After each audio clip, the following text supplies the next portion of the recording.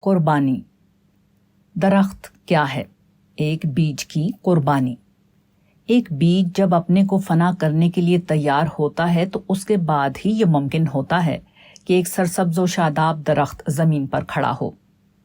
اینٹوں سے اگر آپ پوچھیں کہ مکان کس طرح بنتا ہے تو وہ زبان حال سے یہ کہیں گی کہ کچھ اینٹیں جب اس کے لیے تیار ہوتی ہیں کہ وہ اپنے آپ کو ہمیشہ کے لیے زمین میں دفن کر دیں، اس کے بعد وہ چیز ابھرتی ہے جس کو مکان کہتے ہیں۔ یہی حال انسانی زندگی کی تعمیر کا ہے۔ انسانیت کے مستقبل کی تعمیر اس وقت ممکن ہوتی ہے جبکہ کچھ لوگ اپنے کو بے مستقبل دیکھنے پر راضی ہو جائیں۔ ملت کی ترقی اس وقت ہوتی ہے جبکہ کچھ لوگ جانتے بوجھتے اپنے آپ کو بے ترقی کر لیں۔ قربانی کے ذریعے تعمیر یہ قدرت کا ایک عالمگیر قانون ہے، اس میں کبھی کوئی تبدیلی نہیں ہوتی۔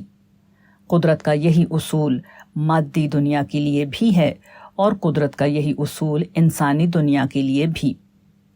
عمارت میں ایک اس کا گنبد ہوتا ہے اور ایک اس کی بنیاد۔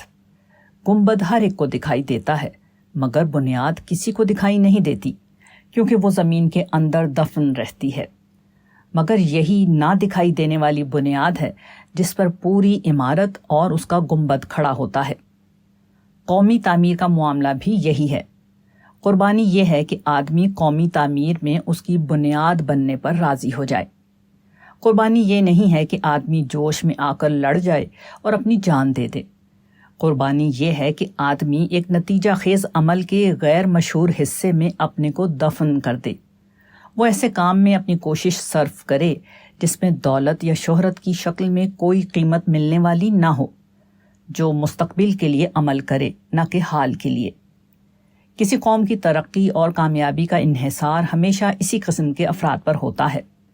یہی وہ لوگ ہیں جو کسی قوم کے مستقبل کی بنیاد بنتے ہیں۔